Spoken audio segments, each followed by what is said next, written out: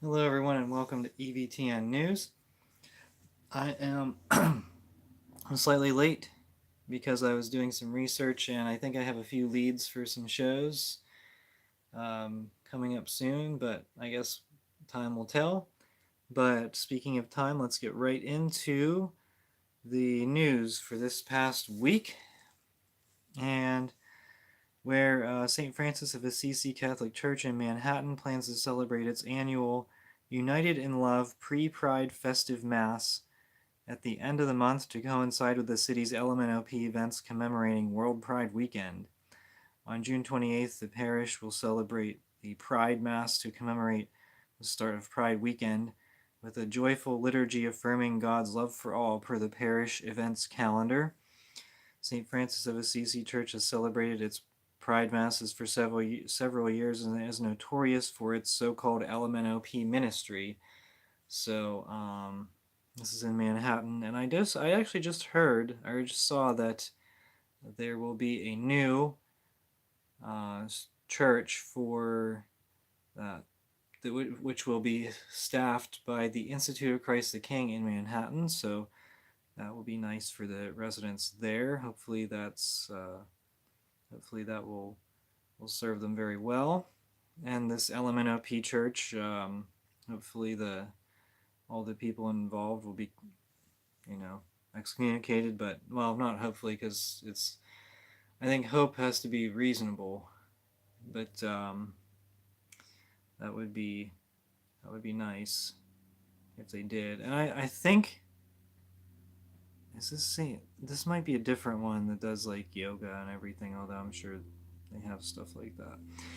Okay, in a noteworthy move, Pope Leo the 14th appointed an underground bishop as auxiliary of a key diocese in China, with the appointment also recognized by Chinese authorities. So this kind of shows where Leo's going to go with the China deal, maybe. As announced by the Holy See Press Office Bulletin, Bishop Joseph Lin Yuntuan today, not today, but Joseph Lin Yuntuan became the auxiliary bishop in the Diocese of Fuzhou. So I don't know what will come of this, but it certainly appears that this is going to this could potentially take the Vatican China deal in a different direction. So I think that's definitely something to watch for, to pay attention to. All right, so Bishop Michael Martin in Charlotte, he's seems like he's always in the news the past several weeks, and just before his crackdown on the Latin Mass, the Catholic News Herald shared that Father Casey Cole, along with two fellow Franciscans, would be moving to Charlotte to evangelize young adults outside traditional church settings, whatever that means. So they'd probably just be walking around trying to talk to people, I guess. I don't know. But yeah, Martin's scheme is bring in Father Casey Cole, who, as I've documented, and actually as the LifeSite article that I've linked below mentions, it actually um, references my channel and shares a video of mine where I talk about Father Casey Cole promoting modernism. So that's shout out from LifeSite News. Thanks for the shout out. Much appreciated, and certainly feel free to link more of my videos. Really. All right. The Bishop of Saginaw, Michigan is allowing the traditional Latin Mass in his diocese to continue indefinitely after permission for it was set to expire on June 13th. So, wait a second. Just last week, Bishop McKnight told a priest of his former diocese not to request an extension for his Latin Mass. What's going on? Or these bishops just hate the Mass and want it canceled? At this point, we can clearly see that any Latin Mass cancellation is now a power trip. A priest known to LifeSite News has confirmed that the planned Latin Mass suppression has been revoked and it is allowed to continue on Sundays at 3 p.m. at Holy Family Church in Saginaw, the only Latin Mass offered by the diocese. Another Latin Mass within the boundaries of the diocese is offered at 3 p.m. on Sundays in Bay City by the SSPX. This might be the reason why the Mass was not canceled, but whatever works. The Saginaw Latin Mass Association previously shared in the Facebook message that Bishop Robert Gruss had granted a dispensation for the Latin Mass to be offered at Holy Family until June 13th, 2025, and he was considering asking for an extension. It is unclear whether he asked for the extension or just decided to allow the Latin Mass to continue. So, whatever the reason, he let it happen, and that way, it's nice to have as many Latin Masses as possible, as we could see in Detroit, which is coming up soon in this broadcast. Okay, remember in France, the disaster with Bishop Ray in the Diocese of Fréjus-Toulon. So Francis banned Bishop Ray from ordaining new seminarians for about 2 years and then appointed coadjutor Bishop Touvet to run the diocese, effectively forcing Ray into retirement. In May of 2025, the Diocese of Fréjus-Toulon published the names of the 10 seminarians who were due to be ordained on June 29th, and information was received that these seminarians had been ordered never to celebrate Mass in the Latin Rite, either in Fréjus-Toulon or elsewhere. This order was given verbally a few weeks before the ordinations were decided upon, so it was a loyalty test. And that's why I say any seminarian anyone who's considering becoming a diocesan seminarian really needs to think hard about that. Because they're going to manipulate you, and then when it comes up to your ordination, they're going to force you to give a pledge of allegiance to Novus Ordo, and certainly something that should make you think twice. Okay. Archbishop Wisenburger of Detroit announced his intention to ban all diocesan Latin Masses except for 3.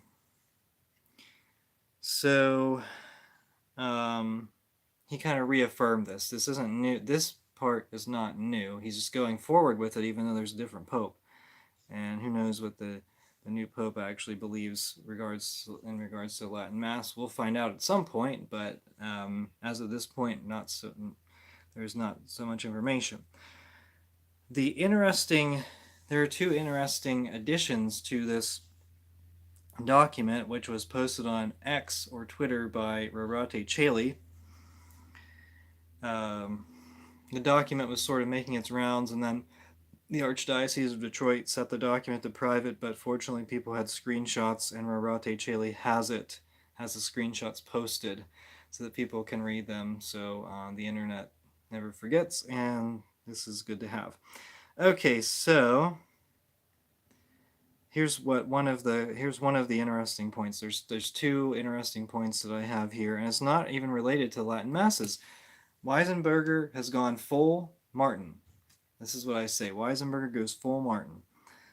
Those gathered for the celebration of the Mass using the 1962 Missale Romanum are reminded that you belong to a parish for which priests are assigned for full care of souls and from whom the faithful receive such care. Participation in this Mass is not a substitute for such care and the obligation to support your parish community. So I'm taking away your Latin Mass, but you're obligated to financially support your Novus Ordo parish that you never attend. Okay, so that's kind of a nice statement there. Certainly puts him on in the running for the top 5 worst bishops in the United States. And not only that, here's the second point. He banned Reverent Novus Ordos. Specifically, he banned Ad Orientem, and he required the installation of a Novus Ordo table within 180 days if the church has a Roman Catholic altar against the wall. So if the church has an altar set up correctly, he ordered a Novus Ordo table to be installed in every church. within 180 days of this declaration. So, they're not just attacking the Latin Mass. I mean, they're attacking the Latin Mass, and that's an offense against divine law. But they're also attacking Reverent, Novus Ordos, any practices that Catholics, any desire that Catholics have for reverence, the Novus Ordo Catholics have for reverence, these bishops are crushing. And so we're fighting, we're fighting a major battle, and what's it going to take for people to wake up and realize they're not on your side, and they never will be? Not every bishop is evil, but more and more of these bishops, they're trying to stomp out reverence. And I think someone pointed out, someone on Twitter pointed out that seems to be all coordinated all at once to stomp out reverence, and who knows where it almost seems like it's a directive. And where's it coming from? It's interesting to wonder about that. It seems like this is not just isolated incidents. So I don't know, but I think we'll find out what's coming. I think we'll find out what they're scheming about probably pretty soon, but I don't know. And the Vatican, we'll see if the Vatican lets this persecution continue, or if they kind of step in to try to salvage things. Because I know that the laity are not happy with Martin, and I think he's permanently lost respect from a lot of them. And I wonder if the outrage from Martin will be directed towards Wisenburger too. I mean, that's certainly deserving, but I don't know. We'll see. Okay. Amid an immigration enforcement operation in Nashville, Tennessee, that has emptied the pews at several Spanish-speaking parishes, the Diocese of Nashville is reminding the faithful that they are not required to attend Sunday Mass if they fear for their well-being, according to the Church's own teaching and canon law. That message, disseminated to diocesan parishes, comes amid a joint operation between U.S. Immigration and Customs Enforcement and the Tennessee Highway Patrol that has so far resulted in 196 arrests in the area. So I would say, like, the people that are protesting, participating in these violent protests in California, I think they should be deported whether or not they're citizens, and then see if they have citizen paperwork to come back. I think they should be targeted first, because there are definitely people in here that are not legal citizens, but they are peaceful. And so I would definitely target the ones who are violent first, and then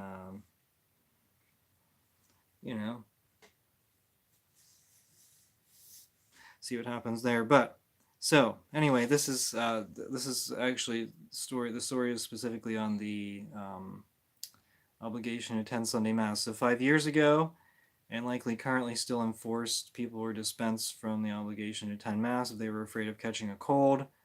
And now this, if they're afraid of the government. What if you're afraid of the FBI spying on you? I mean, if you attend an SSPX parish, that's a possibility. Or what if you're afraid you'll be scandalized by the Novus Ordo? Oh, I can't ask that question. All right. Let's see. On the first weekend of LMNOP month, the LMNOP flag was stolen from the All Saints Roman Catholic Church in Syracuse and later burned. Church officials said on Friday the flag was stolen from the flagpole at the church. The American flag, which was flying above the LMNOP flag, was lowered to half staff. I don't think they understand the basics of anything, really. I mean, definitely not theology, and definitely not the Catholic faith, and definitely not the American flag standards, I guess. On Saturday, the church will hold So this would have been this past Saturday. They will hold Flag Day at 11 a.m. to gather and re-raise both the LMNOP and American flags. The parish would gather outside of the church across from the north entrance to the Bishop Harrison Center for the flag raising before heading to the No Kings Rally in Syracuse. So the church is listed on the Diocese of Syracuse website, so they are in good standing with the diocese, and in their bulletin they openly promote the LMNOP lifestyle. So it's pretty sad, but is it really unexpected? So the last thing I have here is that, wait, let's see. Oh, actually, getting back to that Syracuse church, yes, they did that, and I may or may not have more information on that, but I don't know. I have to do a little more research on that, so there may be more information upcoming on that LMNOP church in Syracuse. Okay. So Cardinal Burke hopes that Leo will address the serious issues contained in Tristionis Custodes at the earliest possible time. Here's what he said. It is my hope that Leo XIV will put an end to the present persecution to the faithful in the Church who desire to worship God according to the more ancient usage of the Roman Rite.